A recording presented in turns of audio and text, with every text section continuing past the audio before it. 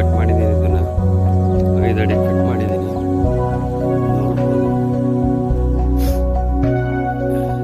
ನೋಡ್ಬೋದು ಗೆರೆ ಹೊಡೆದಂಗೆ ಟ್ರಿಪ್ಪು ಅತ್ತ ಇತ್ತ ಎಲ್ಲೂ ಹೋಗ್ದಂಗೆ ತಾಂಡು ಹೋಗ್ತಕ್ಕಂಥ ಒಂದು ಉಪಕರಣ ಇದು.